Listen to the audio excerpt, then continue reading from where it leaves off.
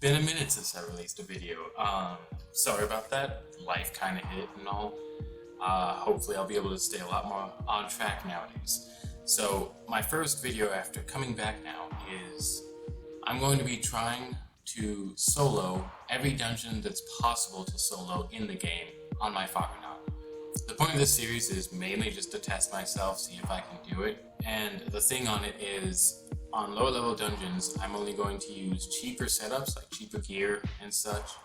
I'm not going to use the pets because they're so expensive nowadays.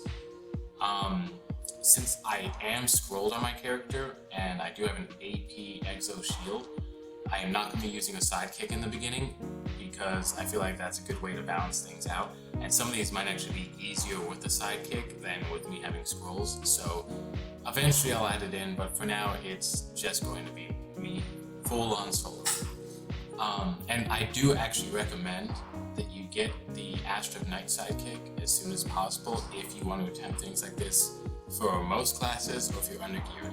As a Foggernaut, I have a lot of abilities for positioning as well as range damage, so I kind of have an advantage in a lot of these fights that other classes simply do not have. So I do recommend you actually get the Astro Knight as soon as possible, or if you like one in the shop, you want to buy one, that's up to you. You can buy a sidekick, but I do recommend one. I'm doing all this the way I am to set realistic standards for a newer solo player so that they can feel like they can actually accomplish the same thing. So someone's first character getting into the game, they don't really know anyone in the game, but they want to access the content. I'm doing my builds as I am so that those players can see how it would look if they were to attempt the same thing. Not necessarily the same way because all the classes play so differently, but it gives them an idea. In each of these videos, I will show my stat screen so you can see my level, you can see my characteristic points. In the first few of these, I will not actually put in points if I accidentally overlevel because my character is a ×4 experience one, so I do end up at leveling.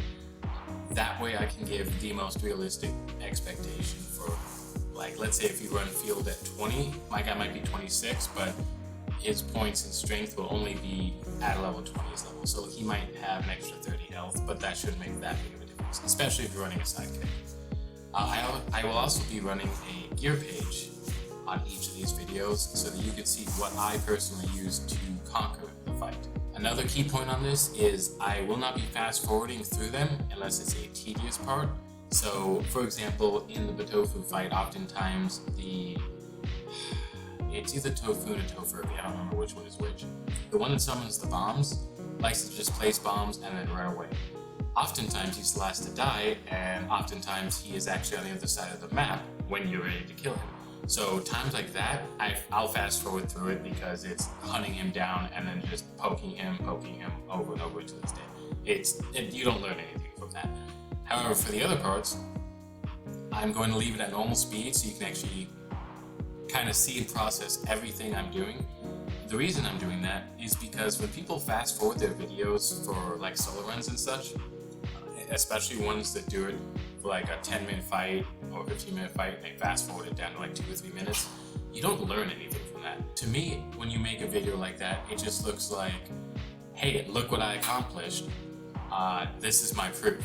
And I want this series to actually be for people to learn, for people to understand what I'm doing, so that maybe some of the things I do, they can look at and be like, hey, I can attempt that, or that's a good idea to do that for not even just solo runs, but if you're going duo, if you're even doing a full party, maybe some of the techniques I use will make it easier for you to beat a more difficult dungeon. I will not be showing fights before the boss fight in most of these. There are exceptions, like Dramok's Theater. There's the Dramok is the 4th fight, and the Puppet Master is the 5th. For that one, I'll show the 4th fight as well, because the Dramok fight actually has special mechanics you have to do with it that are separate from the Puppet Master, so I feel like it's better for learning if you see both of them. And on that subject of learning, I actually skipped Carterim's Crypt. There's a reason I'm starting a field dungeon. I originally did record a Carterim's Crypt at level 10. However, I did all the challenges for it, like the achievement challenges, and beat it on one try, super easy. So I don't feel like anyone's going to learn anything from that video, so I'm not going to release one on it. Honestly, if you want a tip for how to do card room script, just hit level 10, level 12, put on a full P reset, you're good to go. I feel like anyone could actually solo that one. It's such an easy dungeon, especially since it's in Incarnam, so things up there are actually made to be easier. But yeah. So, specific tips for the famished sunflower. If you can outrange most of the plants, I suggest keeping a distance from as many as possible. If you need to move closer, try to move just close enough so that one of the plants is within your range, hit it, and then use the rest of your movement to move back. It's kind of like a long-range poke, hit, and run technique. The reason for this is because if you trade with one and then all of a sudden 3 or 4 plants are hitting you at the same time, you're not winning that health trade. You need to protect your health as long as possible until you start getting some of the plants away, whittling down their team. It's more of a war of attrition when you're solo, especially since when you get closer to the famished sunflower, it can lifesteal off you, which makes this fight a little bit harder for melee classes. And then on the subject of lifesteal, or HP steal, however you want to call it, if you have moves like that, take advantage of them when you can. So I wouldn't put yourself in a bad spot so that you can heal, because ultimately due to erosion and them having 4 versus your 1, you're not going to heal back everything they hit you with. But if you get the chance, like something comes within range when your lifesteal moves, your lifesteal may not be the hardest hitting attack you have at the time, but it could give you some life back. Oftentimes that can make the difference in the fight, even if you sacrifice a little bit of DPS just to give yourself a little more survivability. The sunflower, killing the famished sunflower first challenge is extremely doable so long as you pay attention to your position.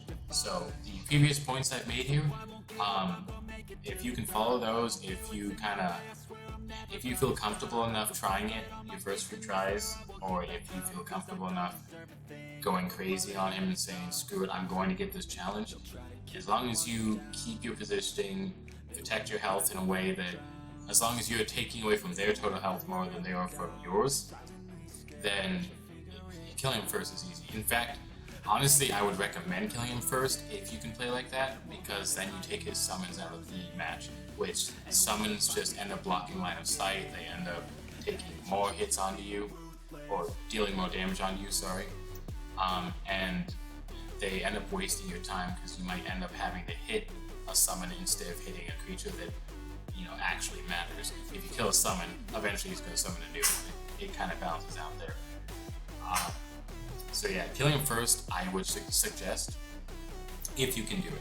If not, just anything that's not a summon, try and poke those down from range, kill them off, wait till he's the last one, and then you can, if you're strong enough, you can either run and finish the job, or you can continue poking away at summons, killing them off, and then eventually killing him. It all depends on what class you are and what you feel like your skill level is at. So on that point, I just want you to enjoy the rest of this fight. If you have any questions or comments, feel free to leave them below. And don't forget to like and subscribe. And thank you for watching. I hope you enjoy. I love the chase and the hunt, and I set the pace when I'm running. I always take what I want and I always give it 100. Don't need a bank, no I'm funded. Play the game like it's nothing. I'm always thankful for something. Don't take for granted, stay humble. Now wake up! It's time to look at the enemy. Look in the mirror if he is no friend to me. It's not working out, maybe it's the chemistry. It's time to break up so I can make a better me. Better believe in your mind, cause it's everything. You can mold, shape, find almost anything. All it takes is some time and some clarity to find your identity. It's mind over everything.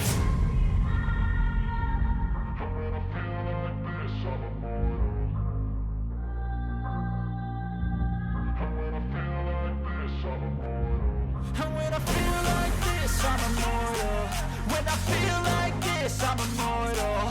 When I feel like this, I'm immortal. When I feel like this, I'm immortal. Don't be scared. Just look up. Don't be scared.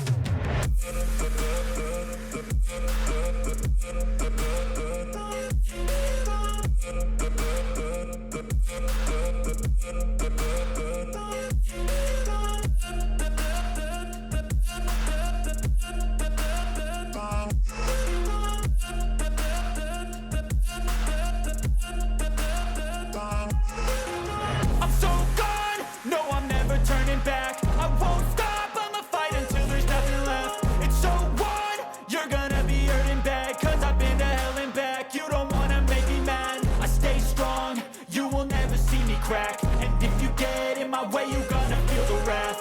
Gotta say it to my face while he's looking back. Mirror breaks after math. When I hate, I attack. And when I feel like this, I'm immortal. When I feel like this, I'm immortal. When I feel like this, I'm immortal. When I feel like this, I'm immortal. Don't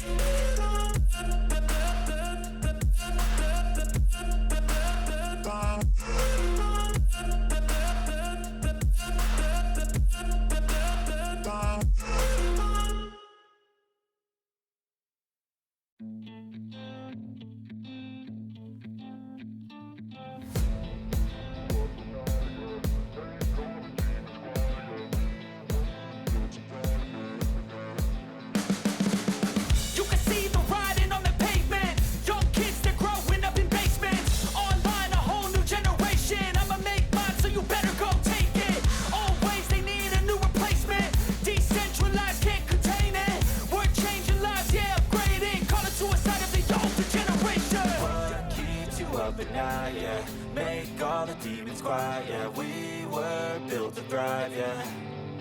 I think that we've all had enough. What keeps you up at night, yeah. Make all the demons quiet, yeah. We were built to thrive, yeah.